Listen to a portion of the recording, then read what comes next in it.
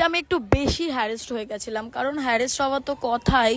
আমাদেরকে দুটোই রিপোর্টিং বলেছিল, দুটোই রিপোর্টিং বলে আমি তাদের কথা মতোই কিন্তু দুটো 5-10 একটু টাইম এদিক ওদিক হয়, কিন্তু আমি বেশিরভাগ টাইমেই চেষ্টা করি অন টাইমে ঢোকার। যেই টাইমে রিপোর্টিং তার আগে চলে যাই আমি, যেরকম কালকের আমি চলে গেছিলাম ইডেনের কাজে একদম 15 মিনিট আগে, ভাবতে পারছো? তো এইরকমই আমি কাজ করি যখন আমাকে যেই টাইমটা বলা হয়। কিন্তু এরা ভাবে যে প্রত্যেকটা মেয়েই একই, যার কারণে সবাইকে একইভাবে দেখার কারণে যারা অন টাইমে আসে তাদের প্রবলেম হয়ে যায়, যেরকম আমি একজন।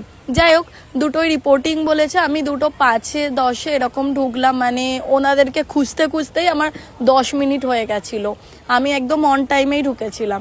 এবার ওনাদেরকে বলতেই বলছে কি যে 15 মিনিটে রেডি হও। 15 মিনিটে এমন একটা ওয়াশরুম, কোনো চেঞ্জিং রুম ছিল না। খুব হ্যারেস্ট হয়েছে আজকে।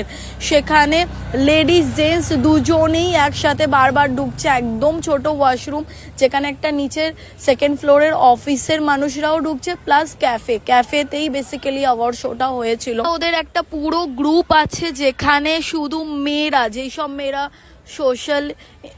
সোশ্যাল সাইডে ওয়ার্ক করে বা কিছু না কিছু করছে নিজের জীবনে, তাদেরকে সম্মানিত করা হয়, তাদেরকে অ্যাওয়ার্ড দেওয়া হয়। এটা একটা পুরো টিম আছে ওদের। তো এখানে আমি ওদের হয়ে আমি কাজ করি, যখনই ওদের কাজ হয় আর কি, রিকোয়ারমেন্ট থাকে হোস্টেসদের। তো আমি এখান থেকে একটা ফিঙ্গারিং নিয়েছি। ওরা বিভিন্ন স্টল বসিয়েছিল, আজকের একটু এক্সিবিশন টাইপের করেছিল। তো আমার কেমন হয়েছে ফিঙ্গারিংটা অবশ্যই জানিও।